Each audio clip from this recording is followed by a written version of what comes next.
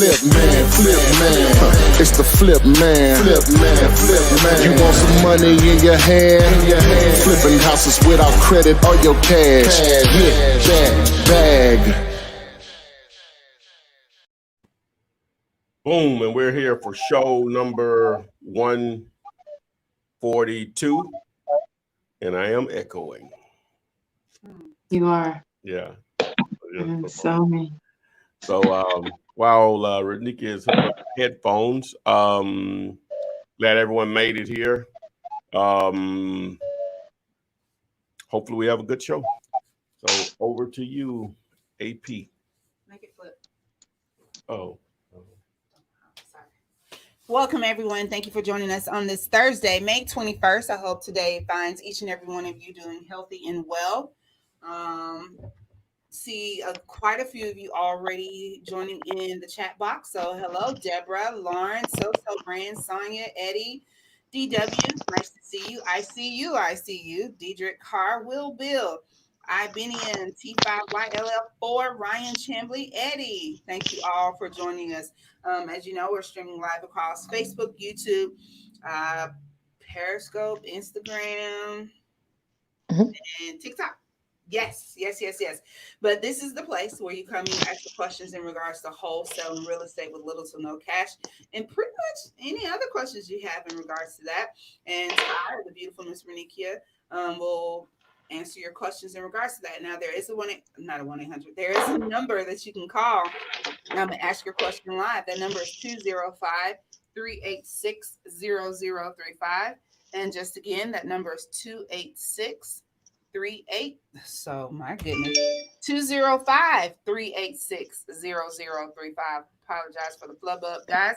Ty, what's going on? Let's rock. Renikia, how you doing? That's right. I'm great. I'm ready. Ready. Okay, we're gonna do this thing.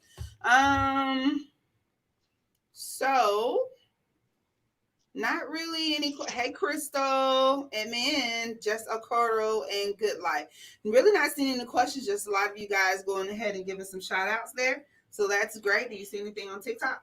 No, on Instagram though. Somebody.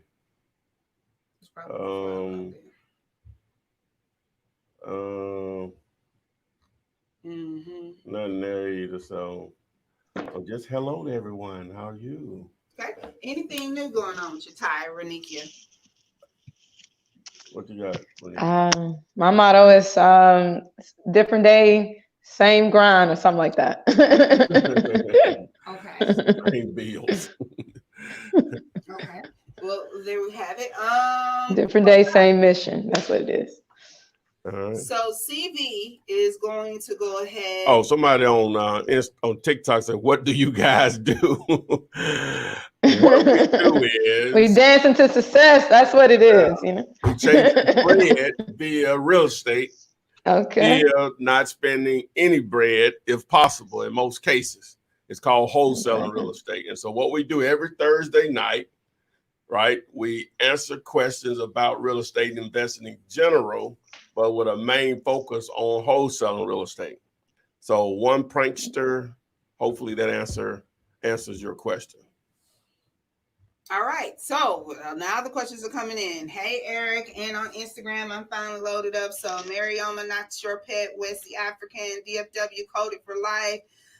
It's Praise, SFCs, Flip with Rick. Hey, and thank you. So we're going to go with Coded for Life on Instagram. First question. If you have some investment cash, but not sure how to go about it, what's the better way to start? So do we need to know how much investment cash? That would probably be a good thing to tell us, Coded for Life. And what else would you want to know? Well, what does he want to do? He wants to create cash flow, or he wants, quick turnaround on his money. So it just depends on what your immediate goals are, and also your long-term goals are. So we would have to have those questions answered first. Okay, Coded for Life. If you heard that, post that information, and I will follow back up with your question. Crystal. has a question for Renikia. Renikia. Who? Crystal? Who? Yes. Detroit? Or somebody? Yeah, our Crystal. Crystal. Set me up. I know I've been, so that's all I got to say. We're supposed to get an interview this week. Aww. I know I forgot. I know she. I know. Hey, she had an issue going life on. of entrepreneurs. Yeah, I'm just tripping. I know she has something going on. She want to know. Renikia is always looking so fly. Yes, giving kudos to our beautiful businesswoman, Miss Rennie. Thank you. Thank you, Queen. Slack on flacking, whatever. Okay. Hey, when you feel good, you look good, everything just flows. Yeah, the man on Instagram, he said, thanks, guys, basically create cash flow. So I guess I should have asked. I guess when he says cash flow, he means passive cash flow. So now we need to know how much money you got. So now how much money you're working with, right? Because with wholesaling, it really ain't about how much money you got. It don't hurt. It doesn't hurt. But if you're trying to, which I'm assuming you're talking about some form of rental properties, whether it's single family or multi-family or whatever else, then we need to know how much bread you're working with. Then your credit may come into play or whatever. So we must know those things to be able to advise you. All right. So CV wants to know, have you had any experience of the buyer and seller going behind your back to save money? Or what ways can you avoid that? We get asked this question a whole lot. And I think the rule of thumb is keep them away from each other as much as possible. They shouldn't even see or know about one another. But what's the answer to that one? I guess I can start it off, but it's one of those scenarios. It's really case by case. I mean, your focus is to always keep the buyer and the seller separate because what is your buying power? You have a contract, you put up $100 earnest money, but you don't really own the property. So you want to control the deal as much as possible, control the narrative.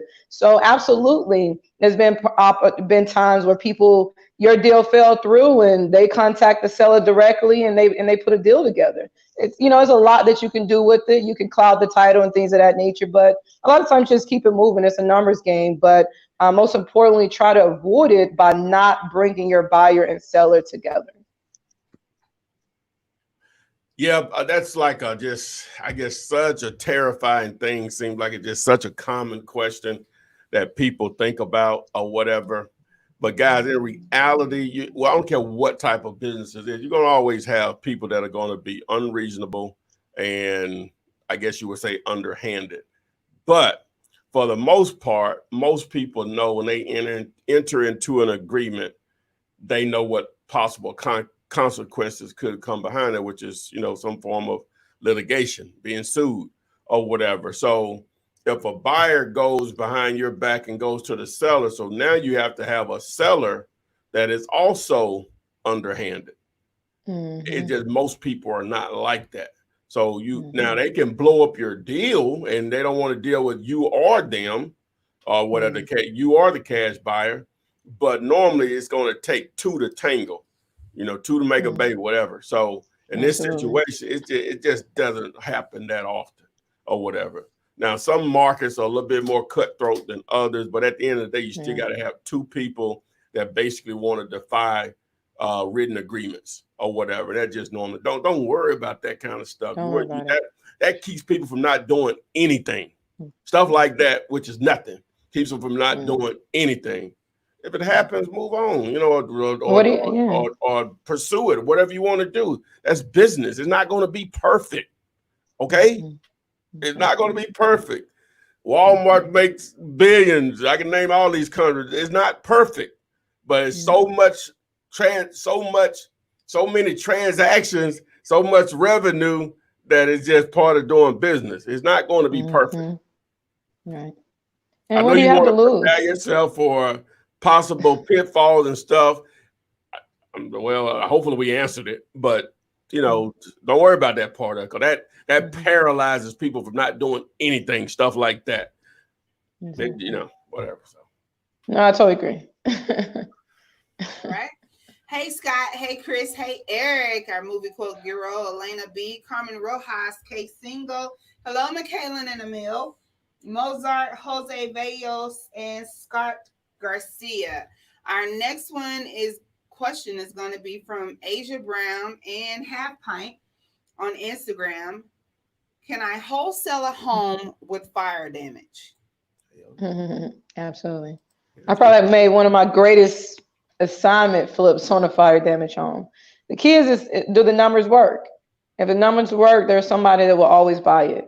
Doesn't mean if it's fire damage that it's not a deal. It just means that it's more discounted than others. Actually, you can actually get a good deal on a fire damage home, or whatever the case may be. But if the numbers make sense, the deal makes sense. It's just repairs, just like with anything else. If the repairs exceed what makes sense, it's not a deal. Fire damage is just repairs. Sometimes houses are burnt to just basically foundation level. Then it's still a repair. Now it's a tear down and a brand new construction. So does that brand new construction make sense based on the neighborhood and what it's going to cost to build a new house? So now you're basically buying a lot at that point or whatever, and it has to be justified. Then you have to get into, are they actually building houses in that area? Because a lot of times it's just not happening in some areas, whatever. So at the end of the day, it's just still repairs. No different when I get a lot of questions and stuff. Well, what if the house has been totally renovated? It's still repairs, meaning the repairs are zero. If that's the case, which is rare, if the repairs are zero, then your number is zero. You're still going to go through the same process of evaluating the property, whether it was $10,000 in repairs minus, whatever. Now it's zero being minus or whatever, which is, so still repairs. All right, guys, we're going to take our first call from the phone. So, hi, where are you calling from and what's your name?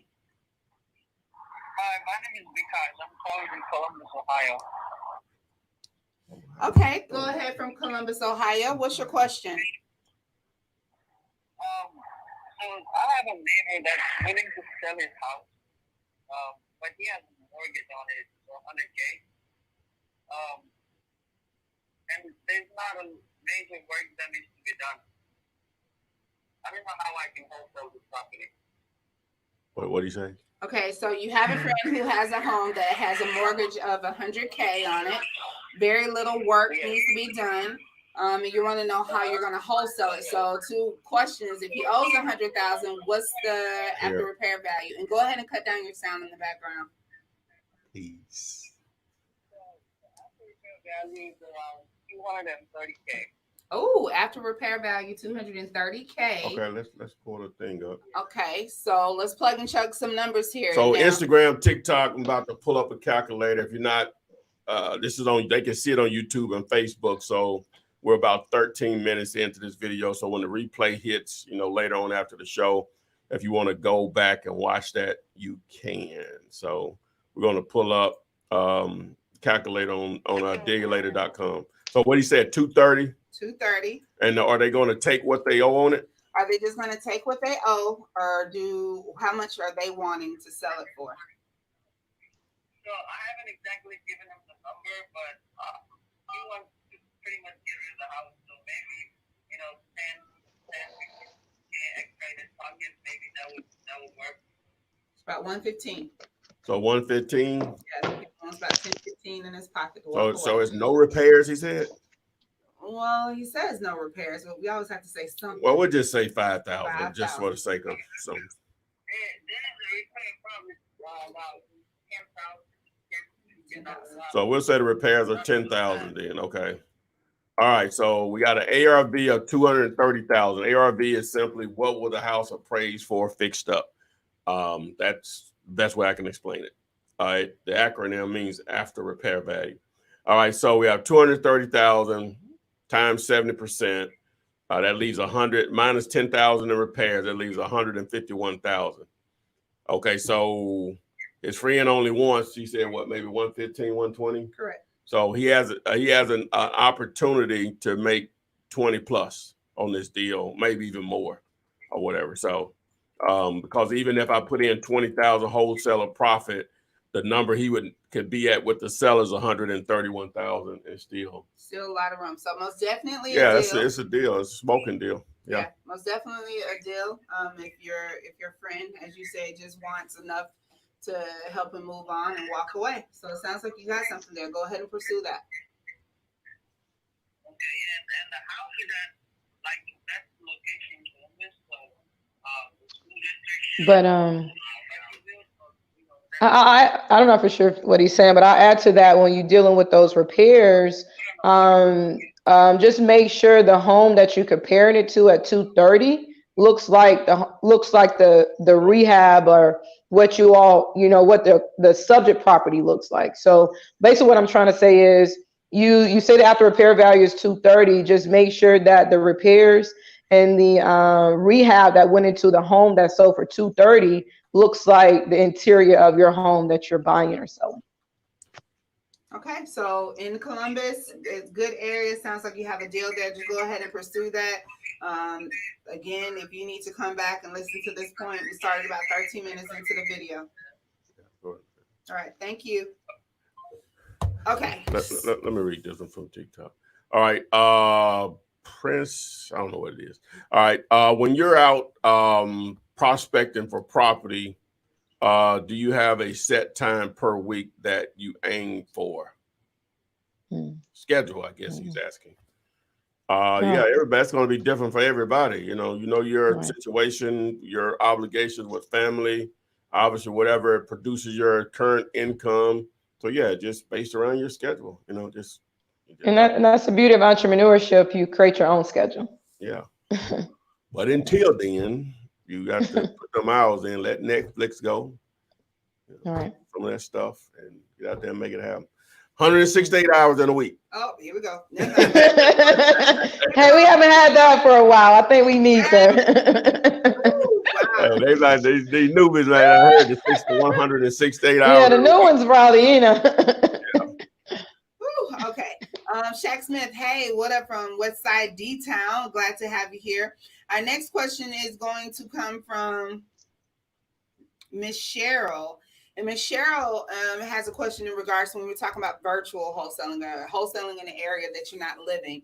So she says, with no boots on the ground, I have advertised for people with experience to do walkthroughs on out-of-town properties. Any comments, thoughts on that? So say, for instance, you want to start marketing, hour away, hour and a half, and you don't have anybody there that you can send. So is that a good option? Well, I guess I can start it off. I would say, marketing is marketing. It's marketing is always a good option. But there's different ways that you can reach out to build your team. So if I were you, I'll reach out to realtors in the area and build my team with realtors. They will definitely go by and see your property and maybe take some pictures if they know that they maybe could get the sale at the end of the day. Build relationships with some of the contractors in the area. They will definitely go out and give you maybe an estimate on the properties in the area. So, there's strategy. There's multiple ways to build your team in another state, in another area. Boots on the ground. Obviously, I'm going to side on action. You're advertising for someone to assist you, but get into some Facebook groups local to that market, some LinkedIn individuals that are there. Advertising like you're doing already should bring in some type of feedback or whatever. Look for potential wholesalers that are already in the area that may want to work with you. Free leads are normally always attractive to most people. But those are just a couple of things that you could do to try to find someone to assist you with representing your interests when dealing with buyers and sellers. Okay, there you have it. So Trip J says, what lead generation source do you guys use in your markets? I've decided to stick with RVM. It's cheaper than direct mail and faster. What do you guys think of that? Well, what is RVM? That's ringless voicemail. Oh, okay. Voicemail. in my opinion, which I'm putting on the screen now, text messaging is more effective. In my opinion, with ringless voicemail, one of the issues with it is that you'll send out the messages. I'm not saying it's an issue, you just have to be prepared for it. You send out the messages, and a lot of times people just call you back and they don't know what it's for. Somebody called me from this number, they just see the missed call because that's the way it appears on your phone. If you don't know, let me back up. If you don't know what ringless voicemail is, it's basically it's a service or software, an app. It'll call your number and drop a voicemail into your mailbox. You never hear your phone ring, but your phone does receive the call and it'll show missed call. So what happens a lot of times is that they don't even listen to their voicemail. They'll just see the missed call and call you back. So you have to be prepared or have someone very skilled to go into it because it's a call out of the blue. What I like about text messaging versus that option is that number one, you can send the actual message that you want them to see and they're going to see it. And the open rate on text message and read on text message is very high in the 90 percentile or whatever. Yeah. And so the response is more manageable than the ringless voicemail, in my opinion. Both work. A lot of ways work. I'm just telling you from my personal experience, which works better. I have a service that I'm affiliated with, texttoflip.com. Not trying to say it, I'm just telling you from my experience. You can try both of them out, come back and say, hey, Tyler, you foolish, you know what? But from my experience, text messaging is better and it's on the same price, on the same level as far as price when doing both or whatever. So, but you can do both. I always recommend doing as many marketing methods as possible. Is what I highly recommend, is doing as many as possible. Because someone may respond to ringless voicemail that may not respond to text message and vice versa. Or someone may respond to direct mail, may not ever call a bandit sign. And so you want to incorporate as many marketing methods to generate daily leads as possible. You know, because you're going to always be leaving money on the table when you don't. Now, it's not easy to start by doing it. Most people don't have the budget to incorporate all those things. Even I don't do all of them or whatever, but I try to have multiples going on at one time. So, my 2 cents. Okay. So we have some questions going back to boots on the ground. So Will Bill says, I've been boots on the ground, but I'm closing my first deal Tuesday if all goes well with the $32,000 assignment. Oh, yeah. That is wrong. Yeah. Gator.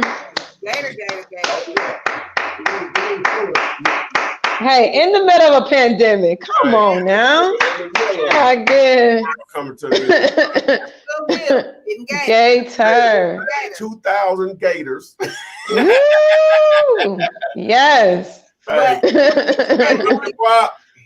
In the middle of a global shutdown, we still closing deals. Come on now. But I say that. Give me $40.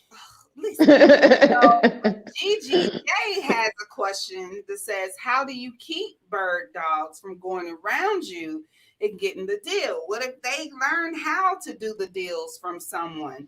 And then also, GJ, how do you keep the boots on the ground from going around you and getting the deal? So, questions. Well, some of that. So some of that's trial and error. You know what I'm saying? You don't know these people in some situation from what we just explained before. Right. Go ahead, Rick. You can go into it. I started off. So I would say this. This business is so relationship driven. If you are in a market like Atlanta and you're known to go around and try to snake people and things of that nature, that information travels so fast that you'll end up losing out on potential future deals trying to overdo somebody on this deal. So I'll just, anything can happen in these transactions. That's why we put them on a contract. That's why it's documentation over conversation. When you put yourself on the contract, you control that contract at that moment unless you cannot find a buyer, then that's anybody's game to come in and recontract your property that you couldn't sell. But most importantly is, don't think about any of that because we are in a relationship driven business. You know, if someone try to snake you, it is what it is. You know, to not do business with them again. So they think they're getting over on you, but really in the long run, they cutting themselves short. So just continue to focus on building relationships. Continue to see people for who they are. And when they snake you the first time, don't allow them to do it twice. And focus on the business and continue to build relationships, because really there's more great relationships to build than those snaky type of going behind your back relationships. Yeah, you're gonna meet some people just not gonna do the right thing. Just expect that, but don't allow that to paralyze you. Yeah, it's okay. Okay, there we have it. I'm Stead20 on Instagram. I'm pretty sure there's a video for this. Here we go. Like here it goes. What are some questions you should ask when trying to vet your cash buyers to make sure they're not other wholesalers? But before you answer that question, let's go ahead and take this call. So thank you for calling in. Tell us your name and where you're calling from. I think you know this is your favorite person in the world. Oh, it's El Haj Malik. What it do? Yeah, you remember that. Calling from Orlando. I'm well, thank you. I'm well. Do you have a question for the people? Yes, I have a question. Okay. I told about last week that I got under contract in Rockledge, Florida. You remember that? The one that you was secret with the numbers? Mm-hmm. Yeah, okay. So here's what I did. I adjusted numbers a little bit. I'm asking for 161, and they want to pay. They want to stay in place. Like I told them last week, the people are already in the house. They just want to cash out equity because that's the only cash they really have. Plus, they Social Security. So they want to cash that out. They want to stay in the home, and they upped it to, instead of $800 a month, they want to pay $1,200 a month, and with an $8,000 down payment on an owner finance. What you think about that?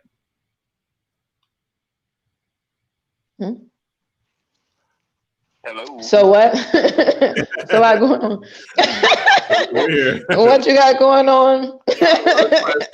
Explain to her so she can hear what he said. Okay. Well, she heard. She can hear. No, she didn't hear it. You didn't hear it was kind of. It was a lot. What was the scenario? So he has a deal. A family that has a home, and they have quite a bit of equity into it that they want to cash out. But in cashing out, they want to remain in place. So whoever buys their property through El Haj, they want to negotiate that they own or finance it back to them. Initially, they wanted to maintain the amount that their mortgage was, which was $800. But now they're willing to go up to $1,200, put $8,000 down, and cash out the home at like $161, which puts a little money in their pocket and allows them to stay in place. No, ain't little. They're going to get a lot. Well, it's a lot because they get like $100,000 or so, right? Okay. So, okay. Dang, I lost my train of thought. Sorry. I was out hunting today. But no, I think we're putting you're putting a lot of different scenarios in one. So the seller, the seller who lives in the house, if they want to do a cash out refinance, it's not a purchase. It's just a refinance. So it's just like them going to the bank and refinancing. They probably have it in their name, so they'll just go to the bank and get a HELOC loan. Now, of course, we are a direct lender and we provide a rental note. If he wanted to refinance, he can refinance it up to 65-70% of his as is value, take out that equity. He stayed in his own house. He don't have to sell it to anyone and just do it that way. So I'm not for sure why he want to sell it when he can just do a cash out refinance. What was the ARV? For the area? Mm-hmm. The area? Because this is on the coast. This is in the ocean. So the ARV, I looked at the comps in a house that went for, that was 1 square foot smaller, sold in the area for $214, and that house is 1655 square feet. So there is quite a bit of room right there, and I feel that would be more attractive. I couldn't quite hear on the other line. It was really hard for me to hear, but I'm just looking for a buy and hold investor. And I want to know if those numbers look attractive. Well, they don't need a buy and hold investor. They can just do a cash out refinance of their own property.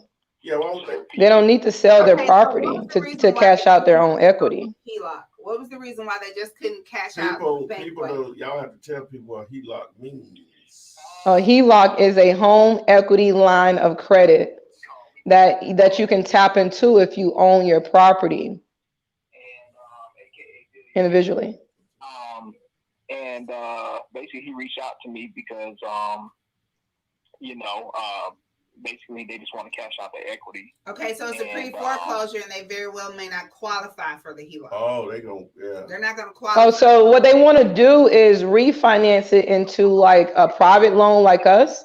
We're non-financial based, so we don't require tax returns, bank statements, income verification, nor pay stubs, and he can just refinance it into an entity name, so it'll completely be taken out of their personal name. We'll refinance it into a LLC or company entity name, and it frees up their DTI that they, and they're able to stay in their property.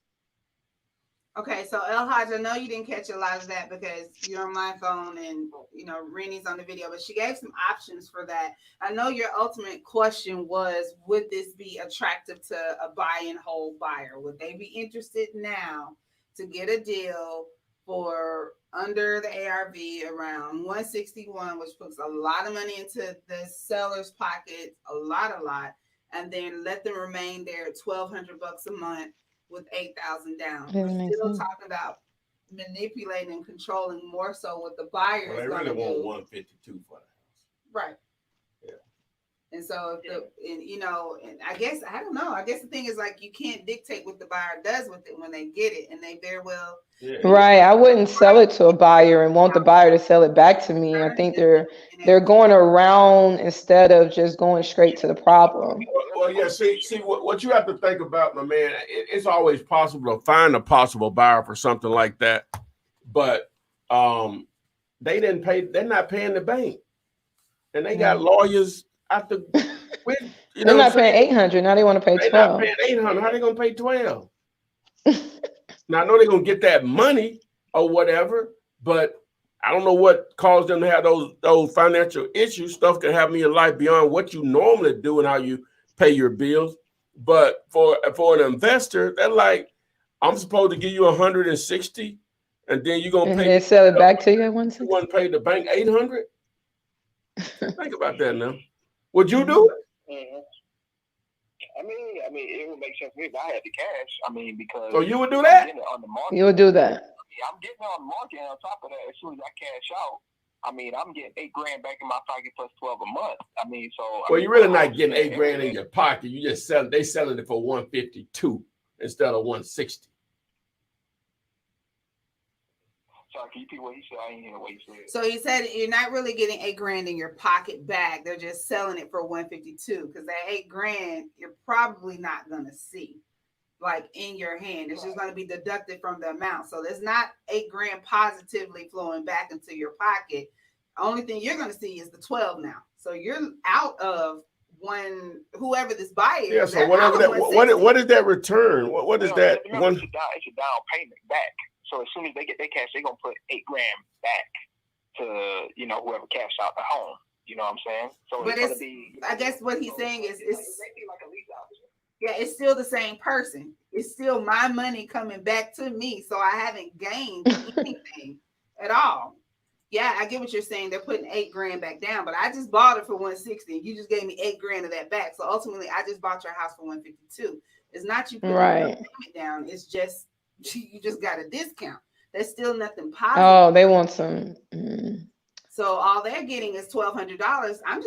I'm being the bank for you. There's no benefit. And who's to say? I know you said that's a pretty good area. I could probably pitch. Well, just some quick numbers. I think I did the form that you normally do, Renika. 1,200 times 12 is 14,400, something like that, and divide that by 152. So that's 9%. So. And that's 9% gross. Yeah, that's gross. Not net. So we're not talking about maintenance, interest, taxes, everything that have to come out of that. That's really not an attractive deal. That's not attractive buy and hold either. Yeah, but investors can find better deals than that with 152 grand basically. Foreclosing costs and stuff. It'll be better for them to just do a cash out refinance and they stay in their own property. See, they gonna mess around because they in love with that house and lose it. That's why people lose houses. That's one of the reasons why. And they actually in the position where they shouldn't lose it, and they still may lose it because that's over with. That's over with. That part of their life is over with. Yeah. Take the money, move. It's just stuff. Hey, you know what I'm saying? You keep can it moving. replace it. You can't replace you. It's just stuff. Yeah. And when you stay in things too long, it becomes cancer. It get worse. I'm gonna have to take a look at it, see what I can do, make it sweeter for, an investor. Because I mean, the area is fine. I mean, right there, Rockledge, not too far from Oco Beach, Brevard County. My man, the issue is they didn't pay the bank.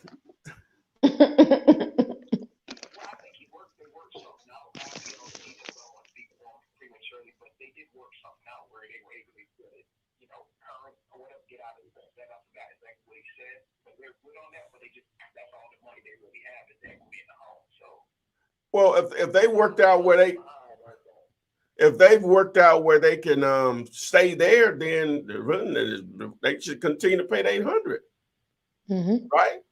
That's what I'm thinking. Yeah, that's what I'm thinking. But they're older couple, Man, you need to convince them people, man. You need to find out how much time they got left. The good thing about it, we're in this COVID period, and most companies are not foreclosing right now. They're probably behind on their. They're probably behind. Yeah, too. but what's going to happen? So what's going to happen? That ain't gonna always be the case. These banks got to call some of this stuff due or whatever. Absolutely. So now you go from 3 months not paying, and you already was 4 months behind. You 7. Hey, again, we don't know what's going to happen and what type of modifications are going to be available for people or whatever. So it may work out in their favor where they can stay in their home. Obviously, they're in love with. I get it or whatever, but the worst thing they want to do with that much equity is lose that house because they want an investor to do that. They want too much for an investor to do it. If they go down to about 100, the no-brainer. Right. Pigs get fed. And this is the reason why I'm not for sure if they're married. This is the reason why, in my opinion, two spouses shouldn't go on a loan.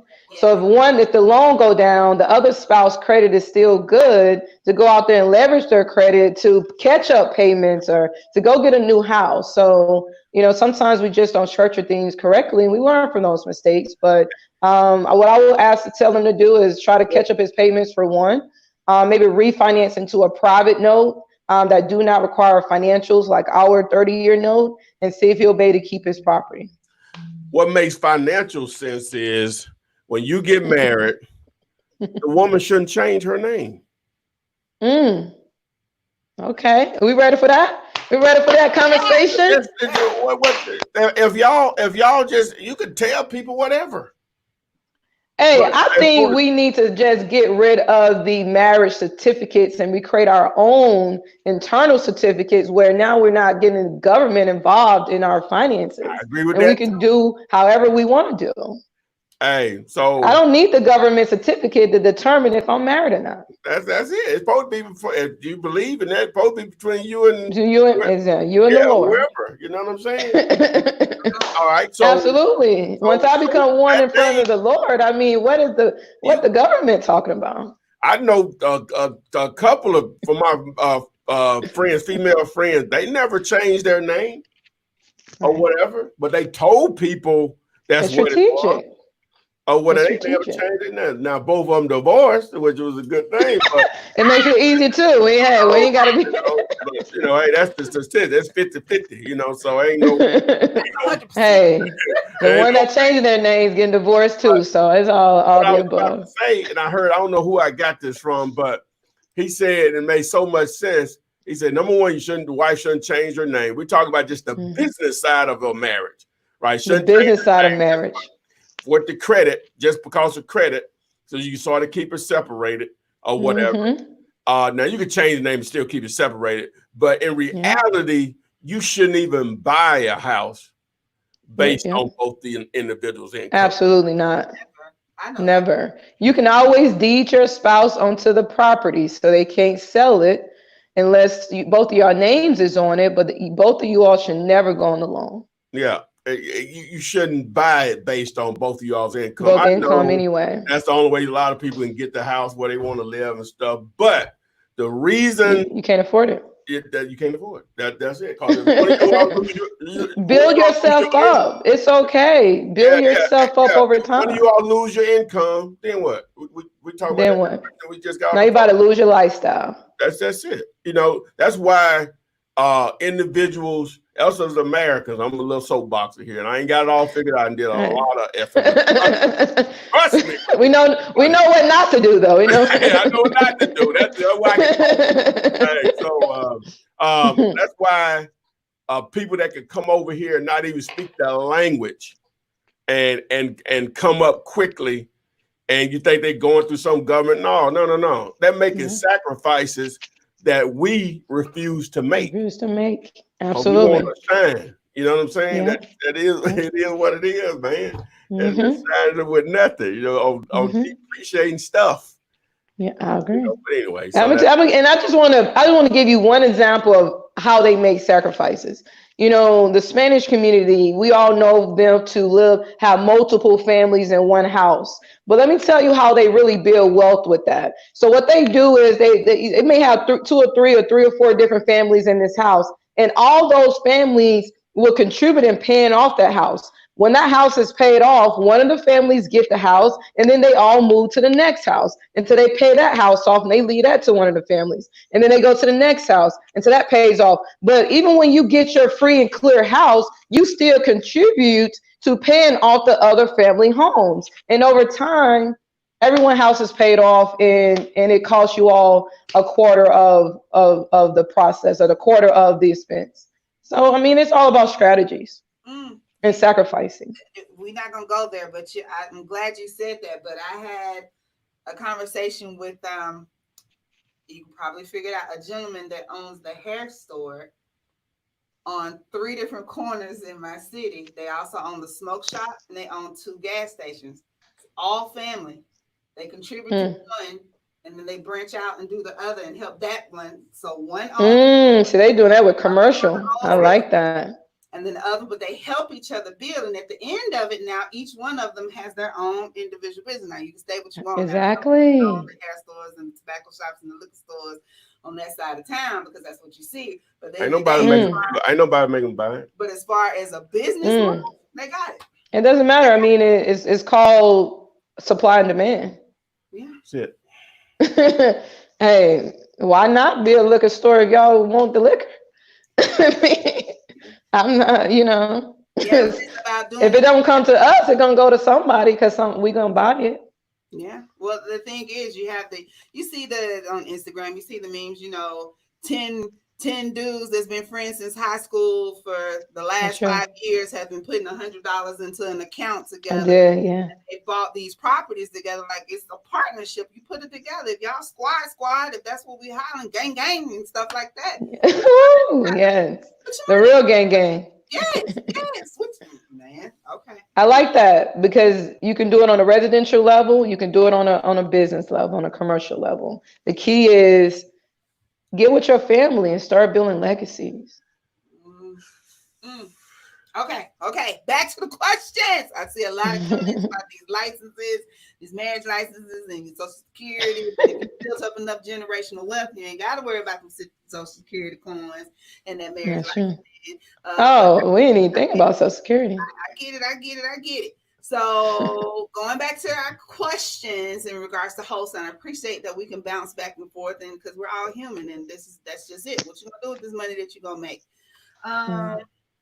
Holiday on Instagram, how does the process work with getting a pre-foreclosure home with a foreclosure agent? So I know we were just talking about this home just a moment ago that took up a little bit of time, but it was a good scenario on how you can get stuck on one deal for too long trying to make it work instead of moving on. And sometimes you just have to move on. But when you're dealing with pre-foreclosures, as this could have been the situation, how do you make that work with wholesaling?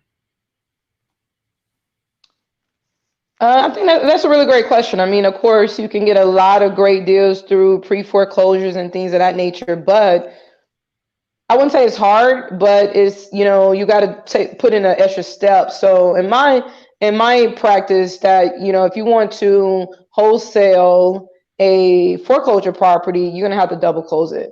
If you're trying to buy a tax lien, you got to pay it, and then, I mean, you got to buy it physically and then sell it. But foreclosures, you're gonna have to do a double closing. The lender who foreclosed on the property has to approve the HUD, and most times they would not approve a HUD with a crazy assignment fee in it. So, you don't want to show your hands to the lender like that. So it is better just to pay that extra fee to do your double closing, so you don't have to get questioned about your money. Okay. Amen. You're right. Can you use your local newspaper to find leads? Absolutely. I know we don't talk about it much anymore. Do they exist anymore? You mean online? I know. Do they exist? Actual papers? Oh, you know what they do? I mean, of course they do. You got to put it in the newspaper, or the foreclosures. The people who get foreclosed on, it goes in the newspaper at first. Oh, he mean that. I thought he meant, okay. No, leads. The divorces are in there. Okay. You remember, I'm going to tell you a story like Divorce that. in the newspaper? Yeah, I really haven't been on this thing, but in the very, very beginning, when Ty first tipped me to this and was trying to teach me, and I'm listening and learning. One of the first things was going to this little place downtown and getting, what was it, the Birmingham Ledger? It was some specific paper. All the paper was foreclosures, divorces, marriages, deaths. That's Birmingham Messenger. That's what it was. That's what it was called. You know what? They still have that in every county. Yeah, and you just go, and nothing is in that paper but that. And it's a very hard read. Yes, it's hard read. It looks like a bunch of mumbo jumbo. But in the beginning, of this time, was like, go get you one of those papers. Pick which one what you looking at. You looking at obituaries, or you looking at divorces, and start sending out, because it gives you the first, last name of both the man and the woman. It gives you their address, where they live, where they going, all their business in there, all of their business, because it's public knowledge at the end of the day. But it was called. Somebody just say, how do you call in on Instagram? It's 205-386-0035. 205-386-0035. I guess I can put it up. Yes. So to answer that question, you can get leads out of the newspaper. You just have to know what you're looking for. That's true. So divorces are still in there. You got the obituary section. Do you think that stuff is online now? Yeah. Yeah. It in Birmingham, it's one, and I'm pretty sure they don't handle everything, but they probably handle 90%.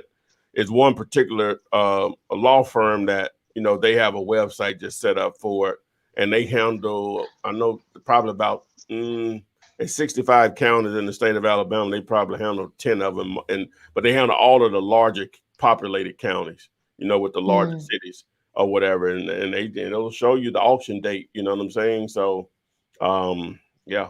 So I don't know about that particular paper. I don't even know if it exists anymore. Or whatever. So you're saying all of that information is in one location, or if it's online, you basically got to go and search in different locations? Yeah, I had a back before Christmas, we had a pre-foreclosure we were working on, and the guy, he didn't tell me, and that was my fault. When I looked it up in DLA, the prop string, it was clear as day pre-foreclosure. I don't know how I missed it, but anyway, so just going back, he didn't want to give me a key.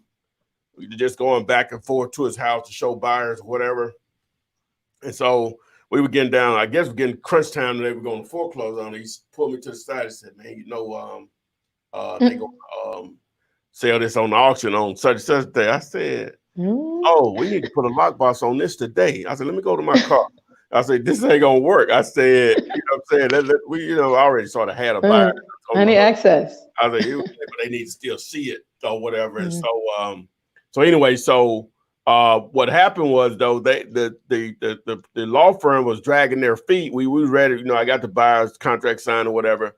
And matter of fact, the buyer was out of Atlanta. And so they wouldn't give a payoff. So I'm real proactive. Just tell me what the problem is. I'm getting my black butt on it. Right. So I called the attorney and I talked to the lady. She's like, oh, we don't, hey, you're gonna have to go. What she told me? No, I'm sorry, I didn't talk to anybody. The recording said if you're calling about a property that has an auction date, you need to go to our website, blah blah blah / foreclosures or auctions or whatever. Right. And so I was like, wow. And so when I went Everything there, I is was right like, here it is, all right here. You know what I'm saying? For several counties or whatever. So anyway, long story short, the attorney that was going to close the deal finally got them to send over a foreclosure because it was getting so close to the auction date or whatever. So they it still is in. There's a Tuesday publication and there's a Saturday publication. You pay $20 for an annual membership. So that's right. Oh, $20 you get it every month. Yeah. That's an investment. Yeah. That's good. Right there. Someone asked what I said. It was called the Birmingham Messenger, is what it's called. Okay. Man, I couldn't remember that for nothing. I remember because it's still down there? Still in the same building. Yeah, they were renovating that building. Wow. You got to go and pick it up, but it's goodness. Wow. Get your bifocals and your magnifying glass because just get ready to sit there and sip because shoot. Yeah, it's a hard read though, but the gold mine. Right. You gotta sift it through. So someone's calling in. Let's go ahead and take this call. Hey, thank you for calling in. You're live. What's your name and where you're calling from? Hey. Hi, how are you? I'm well. We're calling from New York. New York City. New York. Yes. Flippinars has a long reach, okay? Who is this? So our question. Go ahead, I'm sorry. No, he just wanted to know what was your name. Okay, so I'm Selena. So we lost you. We've been watching Flippinars since May. Okay. And I was waiting until I'm in grad school. I was waiting until I was done with my semester so I could dive deep in. And I think Flippinars would be happy to know that my partner and I just went to see our first home. And my question for him is, so we ran the comps on the home.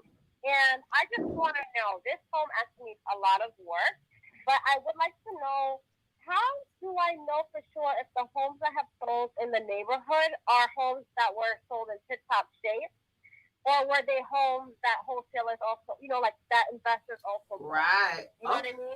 Yeah, good question. It's like, yeah. Well, once you look at the data, once you look at the comps, right, you will see a pattern of, you can sort a lot of different ways. The service that I use, which you don't have to use that, but you will see a pattern of prices once you look at a certain number of comps. Say you had 10 comps, you're going to see low comps, you're going to see medium range, you're going to see higher, right? We would assume if it's a consistent, say it's 4 higher comps out of that 10, but they're all close to each other, 220, 235, 228, 221. Okay, that's probably the houses that are in tip-top, shape for that area, going to price at the maximum value for that area. And then you're going to have your next level and your next level and next level. So that's the simple way of looking at it or whatever. Because sometimes you're not physically able to just drive every comp or whatever. You don't want to do that anyway. But sometimes you may have to or whatever. But normally that's what you're just looking for, the consistency at its highest point. But depending on how you pull this information and where you pulled it from. Most services default to a half a mile. They can go up to a mile, but most of them default to a half a mile, up or down 25% as far as square footage, right? Everything else gets into amenities like bedrooms and bath and all that kind of stuff or whatever. But most of the services, that's how they default, just the initial look at comps. Now, sometimes it's not easy because it may not be enough comps or whatever. So and then you have to be concerned about when you have a main street, and if the comps cross over that main street, sometimes they're not the same comps. And a lot of people, when they're looking at properties from like I know Atlanta a little bit, but I don't know it where if I see like on the map, I say, well, that's a main street. But I know that, hey, these may not apply to those on the other side of the street. So that's still small things that you really won't know until you start to dig into stuff, do a little bit more discovery and research on it or whatever. So the floor is yours, Renika. No, I agree 100%. Yeah, you said that. What's your Jay Lee on Instagram? Were you on Instagram? Was your username? Yes. Yes. Okay. Yes. Thank you for calling in. Good luck. All right. Okay. So, here we go again. All right. Thank you for calling. What's your name and where you're calling from? Okay, I'm Brianna calling from Atlanta, Georgia. Hey, Brianna from Atlanta, ATL. What's your question? Okay, so okay, I've been watching Flippinars for like 2 weeks now, and I started driving for Dallas. I ran across a property like 2 days ago. I must have ran into it like after hours because I thought it was just like closed down. So I researched the address and I called the lady. She's like 87. So I talked to her, but as soon as she answered the phone, like she flipped on me, like she was going off, and she was saying, people have been disrespectful with like lowball offers before, and so I was like, okay, well, I know she may be interested in selling, and she at least listened enough for people to give her like prices. So I was like, I went into the whole spill, and then I'm down. Rapport.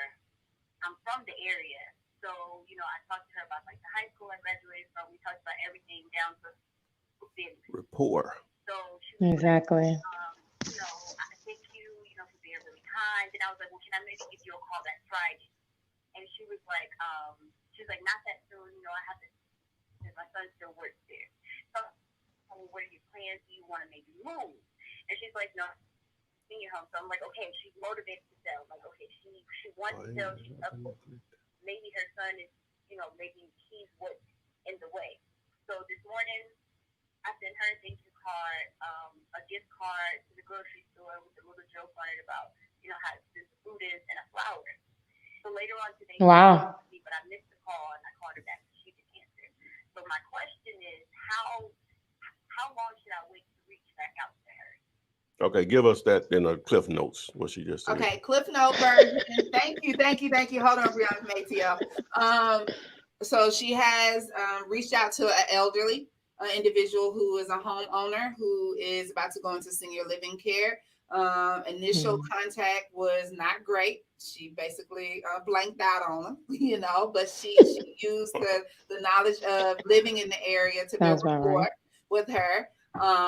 Good. The elderly individual has mentioned that she's tired of being given lowball offers.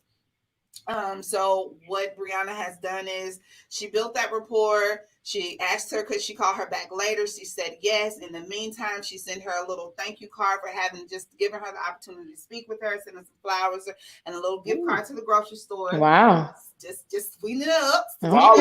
Okay. So today she gave her a call, but she missed it, and she called her back, and they missed it. So they're hit and miss. So right now she's trying to figure out what's the next move? Like, what do we do now? Because ultimately, have you pulled the numbers, Brianna? Like, do you think you're going to lowball as well? Like, did you ask her what some of those offers were?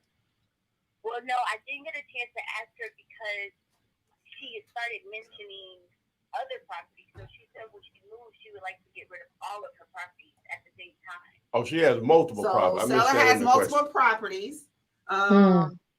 And Brianna also mentioned that there is a son that she said she has to speak with. So the son could also running the interference. Mama, no. Absolutely. So you might have to win him over too, but no man. Yeah. We lied. So they have to go through his son. Instagram. We're about to end, and I'm about to load it back up. Hold on, Brianna. I didn't Instagram know that. Okay. Yeah. Instagram, just hold tight. So again, Brianna, what was your question? Like, what's your next move, correct? So I think, most importantly is for her to run her numbers. I mean, at the end of the day, if the numbers don't make sense, the numbers don't make sense. You got a low baller too. But you want to know your numbers to the T so you can negotiate very well. So you want to know what is the after repair value, what is the rehab cost to sell it at that particular after repair value. And once you run your numbers, that's going to tell you what you can offer her, how negotiable you can be, and things of that nature. And that, that's this. Once you run the numbers, you either in the green or out. And then you begin to do your negotiation with her. But the more that you understand the ins and out of the property and the numbers, the more you can maximize your assignment fee. Okay, and the next question: how soon, since they've had the hit or miss today on contacting one another, how soon should she follow up? Tomorrow. Tomorrow? Yeah, she called you. You just calling her back and following up. I mean, you already sent her flowers. Yeah. So you definitely want to just continue to follow up. I mean, I'm sure you're probably the only one that sent some flowers and stuff. So you definitely standing out there. Bree, I'm just gonna add to this, and I just called you Bree, just gave you nicknames. I'll give everybody nicknames. So that you said everyone else is giving her lowball offers. Okay, you've already done 3 steps ahead of what they have. You've taken the time to talk to her. And got to realize, I don't want you guys to spend too much time with your elderly clientele and sellers, but that goes a long way. Listen about the flowers, listen about that concrete stone that got their child's handprint in it. They want you to hear those stories. They want you to take value into their home. And so the other individuals that's come through that have lowballed her probably have not explained to her why they gave her that price. So you need to research your numbers, because you might end up lowballing her too. But if then you can sit down and say, hey, let me explain to you. Has anyone ever explained to you why they gave you this number? Let me tell you why. Right. You got this going on. You got this going on. You know you need a new roof, right? You know you got window units in this place, and you got to have HVAC units. Like, that ain't going to fly. This costs this. So maybe if you spend, as you've already done, a little bit more time explaining to her why you're giving her those numbers, she'll accept it. Versus just saying, oh, 10 grand. And she may be interested in owner finance situation. She may still want, I'm assuming she's getting income from those properties.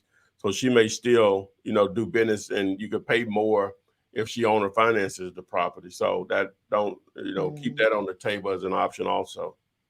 All right. Bree?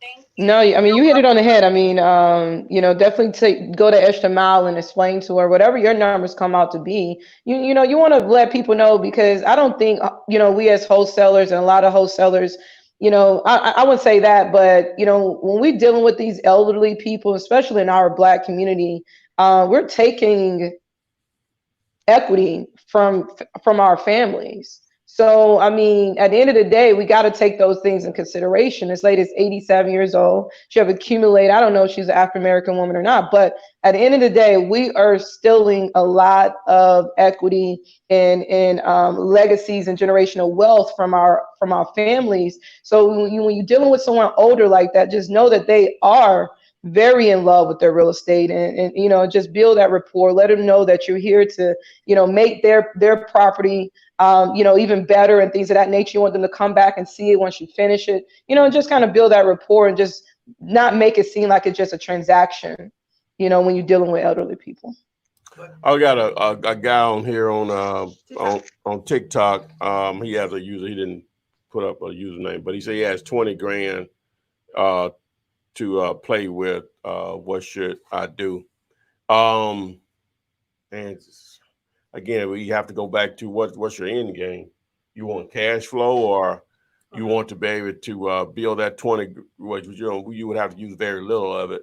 Build that 20 grand into 200 grand in the next year or so, or whatever. So it just depends on what you want to do. You want cash flow, or you want to build a little bit more liquid.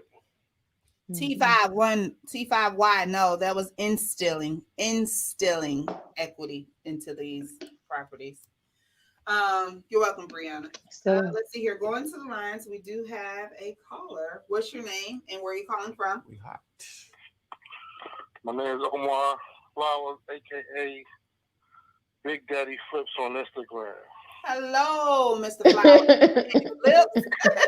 Where are you calling from? Okay. ATL as well. ATL. Okay, what's your question? Okay, Big Daddy Flip. I don't really have no questions. been doing this for a minute, for 2 years. I just want to give some of the new people that's out there, tell them that this system does work. Watch those videos. I done did over 50 grand already this year. And I only been working part-time doing it. I sleep every day. Stop! My man. Wow. Naps are crucial. You got to take that nap. Wow. We quarantine. Exactly. Man, well, if y'all didn't hear him, a man said he's been only doing it part-time, and he said he want to sleep half the day. Sleep half the day. And he already made 50 grand this year, so we in May. So he's on the approach of doing 100 part-time. So that's what's up. That's wholesaling, man. Shit. Good job. Wow. Send me some of them flips, ATL. 24,000 profit on that one. When is this? Tomorrow. So you got 24 grand coming tomorrow. Ooh, congrats, Gator. Send us some of those deals.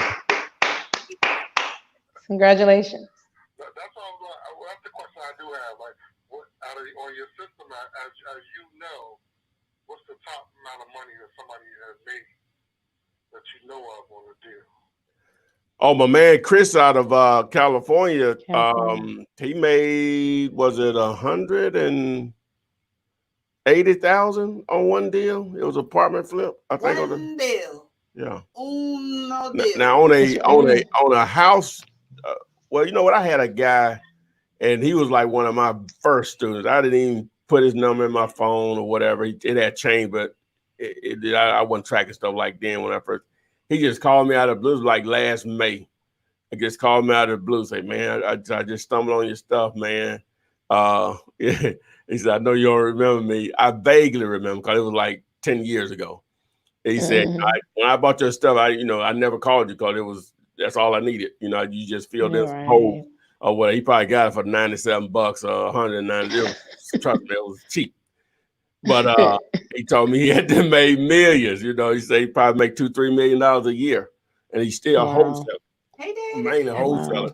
But he moved to the DC area because the prices are, similar to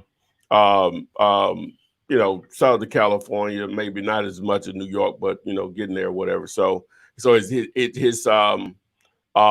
deals, his normal deal is going to be between 30 to 40 grand or whatever. Right. And he just went into some of the ways he's marketing and stuff. So, I was just glad to hear, somebody doing that well. Working good. So. All right, Big Daddy Flips, thanks for calling in. So wait a minute. So is that 24 part of the 50 you'll be the maid, or it'll be 74,000 now? So is the 24 included in the 50 that you made, or will that make it 74 so far this year? Well, that's included. That's gonna make it 50. Okay, that's gonna make it. That's cool. Hey, that's nice. That's a nice flip. Under contract right now that I'm gonna make 100,000 on. That's what I'm trying to do it. Now don't take too many naps. I need you to get that deal done first. And just think about if you didn't take naps, and sacrifice for a few years. Oh wow. Hey, if you make that happen, you make sure you call and do an interview. They might not want people to know. Well, you know what? I know, right?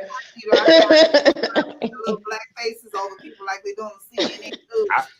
Tell your story. Black you out. I don't know if this is hypocritical or not, but I wouldn't. Everybody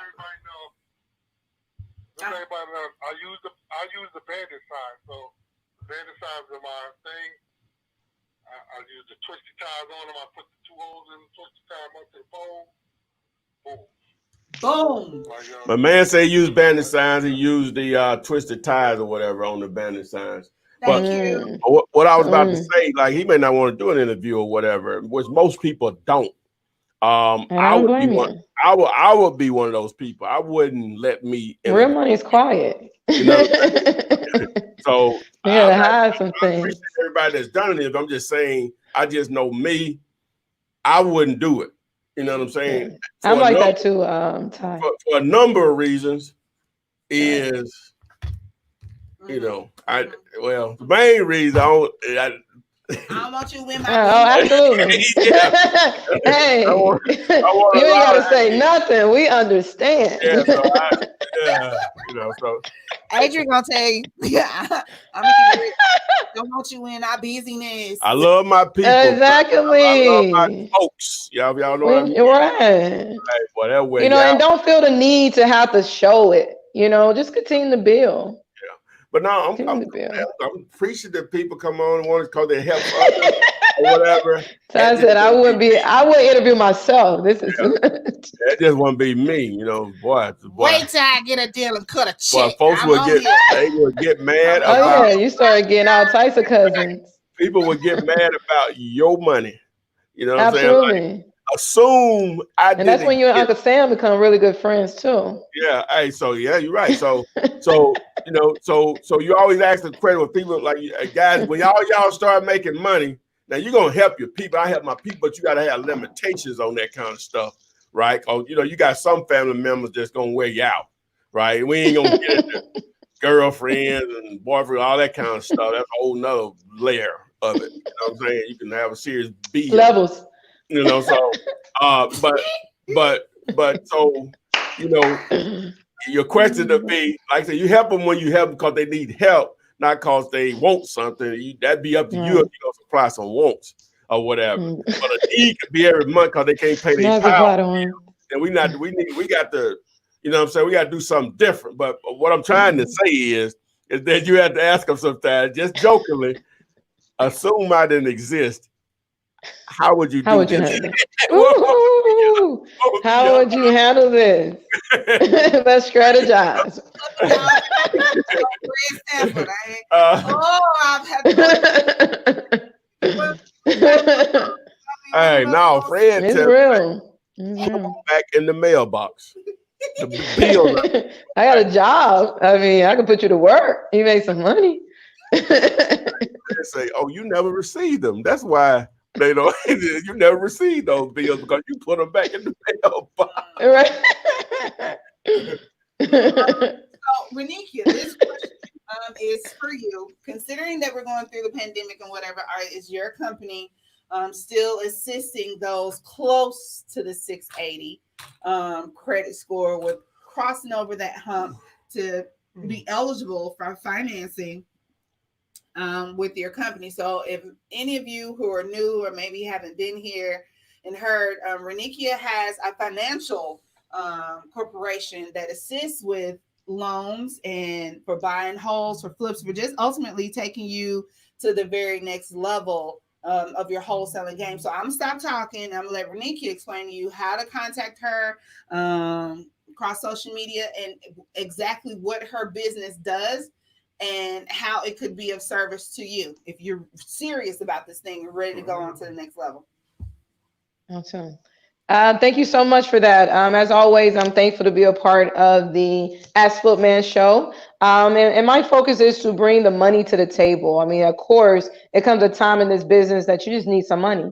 Just to be able to show you how to leverage your money, leverage your credit to extract as much credit lines, as much loans, as much cash off of your credit so you can invest back into your wholesale business, your marketing campaign, down payment for a fix and flip. You may want to, start doing buying wholes and things of that nature.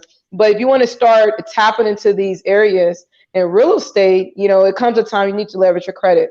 So we have multiple loan resources. And to answer your question, you still need that 680. You probably need that 680 more now than we did last year, months ago, but you definitely need that 680 for our gap funding program. Our gap funding program helps you leverage your credit to receive up to $150,000 of unsecured credit. Now you can use that to buy any of your tools for wholesaling, marketing campaigns, and things of that nature. So, but if you want to take advantage of any of those financing options, or just want to see what options you do qualify for, go to findmynextdeal.com, or you can email me at funding@fkfinancials.com. And I'm also on Facebook and Instagram and pretty DM friendly. All right, there you have it, guys. It's also on your screen, and we're Let me go ahead. a little hour into over an hour on this episode of number 142 Flippinar, and that information you can always rewind and get that. What you got, Ty? From TikTok, Skylar Ricklinsky. Stop. I don't know, whatever. Yep. He says, okay, does the property have to be distressed to wholesale, flip, or can it be regular house for sale? I guess people's definition of distressed is, does it obviously look like it needs a lot of repairs? And the answer is no. You can wholesale a brand new construction if you can get a deal where they're just not normal. A lot of the houses I've done over the years have been livable, sweet, move in. You know, so it might need some stuff, but I'm saying it's livable. And now, of course, that'd be defined by the individual. But you know what I'm saying? Most people, you would probably just move in. You know, you might change toilet seat, stuff like that, whatever. But but live. So to answer your question, it doesn't have to be distressed. The seller just needs to be motivated. And sometimes the reason that they are motivated is because it does need a lot of repair. But to answer the question, no, it does not have to be quote unquote distressed. It just needs to be a great deal. Exactly. So, I mean, I just want to piggyback on that. Absolutely not. But the beauty of wholesaling is that you get it lower than the value. And that allows you to wholesale the equity in between. So regardless of what you're wholesaling, as long as you can get it less than what is really valued for and what you can sell it for, you can wholesale it. But, I don't know anyone that really buying properties over the market value, over the value. So it's hard to buy a property at value and sell it to someone over value, because who's doing that? But, you just want to get it lesser than what is valued at. Okay, there we have it. EJ88 says, Ty helped me to make $67K on my first deal, but I couldn't do the interview. Love you though, Ty. Yeah, I think I remember him. I needed that. I needed that one, man. Hey, that's fair enough. Fair enough. That's some powerful content. And Big Doug, if you're calling Dirt Cheap Signs, hey guys, we talked about vendor signs. We haven't mentioned it, but if you go to Dirt Cheap Signs, do not do it through the website. You can design it on the website if you want to, but when you get ready to place that order, actually make sure you call. And if you call, you just mention Todd Flipman, and they will give you 5% off your order. It used to be somebody specific you could ask for. Who would you ask for now? Nobody in particular? No, it don't matter. They just know me. So whoever get on the phone, just call Dirt Cheap Signs, call the number, and just mention Tyler Flipman, and you go to discount on those signs. Help knock off a little bit of tax, if nothing else. Just make sure you watch a couple of videos, which there are over 400 plus videos available for you on YouTube to watch. There are a few specific to bandit signs, colors, how to put them up, best processes on that, what they should say. Just simply Google Flipman and then put bandit signs behind it, and it should pop up for you. Guys, we've been here for a little bit over an hour. Looks like we have 158 views, only 20 likes. Come on, hit that thumb. Make sure you like y'all got to do better, man. Like and share. This is free wealth building information. Cannot underestimate it. Exactly. Make sure you're watching those videos. You're tuning in every Thursday, 6:30 Central, 7:30 Eastern time. Come back and watch these videos later. Dig into those videos, binge on them, and get out there and grind. And the only thing left to do after that is stack your dollars. Stack your dollars. Renikia, thank you ever so much for joining us, because, hey, she's running her multi-billion. Well, I'm speaking in existence. It's millions now. Billions. Hey, it's been a journey. It's been a journey. You gotta stay consistent. That's it. Appreciating you putting this content out here for free. Okay, you tired, dead broke. I want you on that side. Hey, it ain't my money, it's their money now. Don't get that right now. DB. That's what y'all start calling me. EBT. I want the knowledge though, but I can tell you how to get it. Got a wealth of knowledge. That's all that matters. Okay, go to dealulater.com to get that free one-page contract that Ty's been using since the beginning of his career in wholesaling. That's available to you. Also, do a little looking around. There's a Deal You Later calculator for you to plug and chug some numbers to see if, in fact, you do have a deal. The Deal You Later, aka Prop Stream service, is a wonderful tool to have in your war chest. You do get a 5-day trial. It is a paid subscription, so you might want to take around and look at that. Without anything else, no other questions, no input, check out TikTok. Ty's putting stuff up every day. You might check them out, dancing to the latest, greatest song, or even maybe dancing with my baby girl, which, woo. So how you going to make me get a TikTok? Whatever your whatever your followers are on Instagram, you can get that in 2 weeks on TikTok. Wow, on TikTok. Mm-hmm. Really? How would it go viral that quick? Oh my God. Consume the content. I don't ever see people still having their mind, this is just for teenagers. I don't ever see any. Maybe that's because of the way their algorithms work, but ain't no grown folks on there. And I'm getting a lot of leads from TikTok, more so than Instagram, more so than YouTube. What I do, that's why, trust me. And I knew to do this over a year ago and slept on it. Or whatever. I got inspired by my man Khan with Wholesale to Millions. He's up to 194,000 subscribers. I mean, on TikTok. On TikTok. Wow. You know, ain't nothing to get. I got one video on there. I got over 400,000 views on it. I don't have no videos on YouTube. Really? Yes. And all I was doing, I videoed our house. I said, I don't know what I said. Like, this house ain't worth such and such. It's just a 15-second video. And it's still. Right. Oh, no. I'm downloading TikTok tonight. This is ridiculous. Hey, you know, you got to ride these waves. I mean, at the end of the day, as long as it makes money, it makes sense to me. See, the organic reach, see, like on Facebook, Instagram, it's hard to grow like that organically. It is. Now. It's just not set up that way anymore. But when they first got started, if you were one of the first ones, and that's when the first one is still within like the first 4 years, that's still considered like the first ones. You could gain a large following really quick. Now, it's a lot of silliness on there, but it's a lot of silliness on Instagram. Everybody want to be entertained anyway. But it's a lot of entertainment. So you have to be edutainment, valuetainment. If that's if you gotta, let me see. I like that. What you say, edgy? I already looked it up. It's edutainment and valuetainment. I like that stuff. I ain't gonna say it's out of my character because I'm silly or whatever. I love music. And you see this type of music I like, you're gonna probably be consistent with what it is or whatever. I try to keep the profanity out of some of it, whatever. But they'll allow you to post up, whatever. So you have to combine the two, and it can be difficult. You could do up to 60 seconds, but if you can do something creative in 15 seconds, that's where it is. You know what I'm saying? Right now.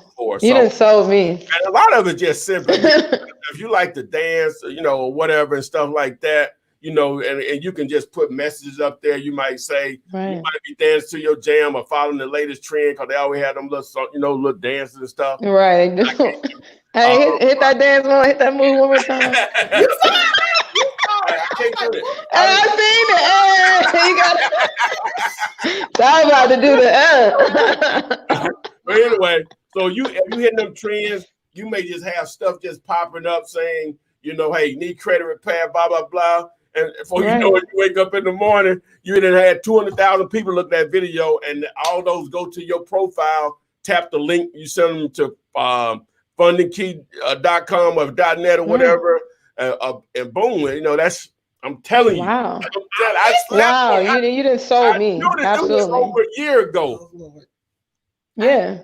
I hear you. If y'all don't, it's popular. And one thing about waves, you gotta ride them. To take this to another level, I was watching CNBC this morning, and the guys were talking about it. That when that IPO hits, it's a China-based company, but they're gonna try to make it more, get a headquarters here or whatever. But when that IPO hits, it's gonna be something they probably said we ain't never seen before as an initial. I believe it. Public offering.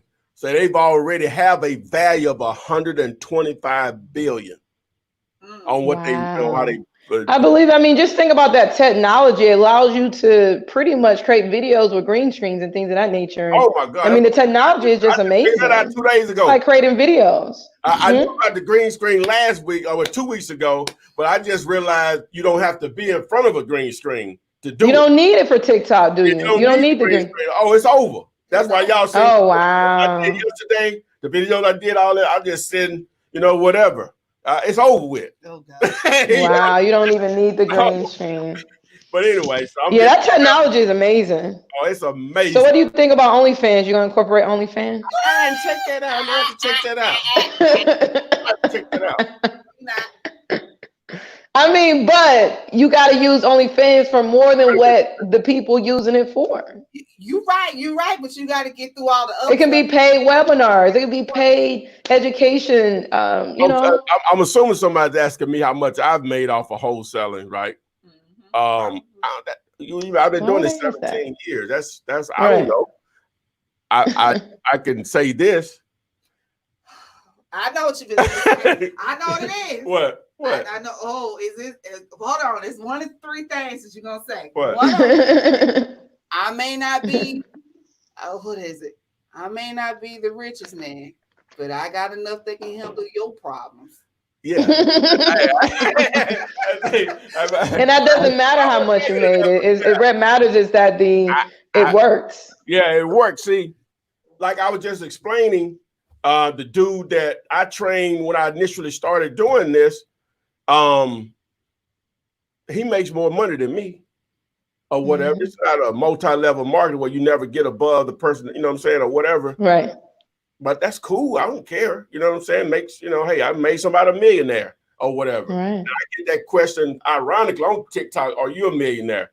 I would never tell you. That's the thing. Right. And I tell them, read the book, A Millionaire Next Door, right? I'm not. I just say that. You know what I'm saying? Right. I just say it, but I'm just saying, you want to know when I am, you know what I'm saying? I put my hand on my money. Let me just say that. But you can always. I mean, because real money is quiet. Real money is quiet, guys. Yeah. You know what I'm saying? No one is loud when you're really making money. It just is. No, I'm not a rapper. I'm not going to be out here. I don't have. Right. We're not holding money to our ears. Man. We buying assets and stuff like that. No, that ain't. I'm almost 50. I'll be 50 years old July 31st. Right. Yeah. Wow. You know what I'm saying? Black don't crack. This is crazy. I'll be 50 July 31st. That's foolish. Wow. I ain't got much time. I'm on the other side. You know what I'm saying? Right. Hey, I just want one TikTok with money call. That's all. Just one TikTok. What is it? No. Yeah, Crystal say, Crystal be doing the thing. Where's Crystal? Detroit, right? Yeah. Yeah. Well, she supposed to do an interview this week. You know what? Stop talking about that. She said, I made $10,000 this month from wholesaling and haven't left my DAMN house. That's what's up. And that's what it's about, really, guys. I mean, everybody want to get rich quick. First, just supplement your income. Yeah, let's just do that. If I can make $150,000 a year by myself, for myself, you still good. That's nothing. It's like, let's not put $1 million on it. Like, just find what works for you. In a decent sized city, that's right.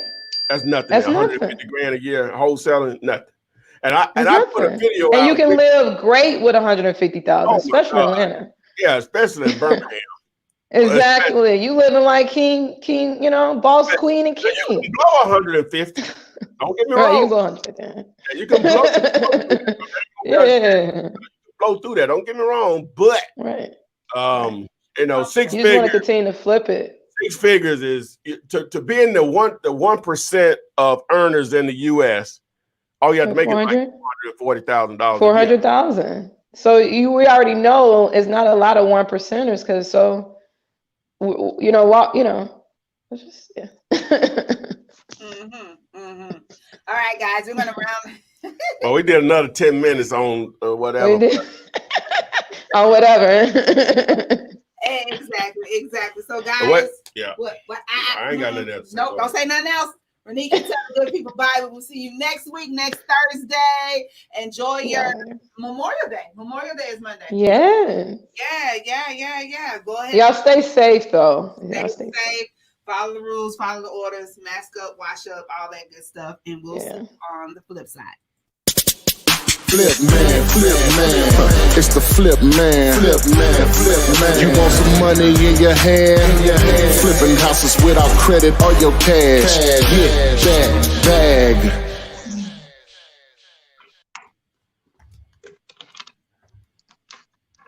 Yeah, you No. we're not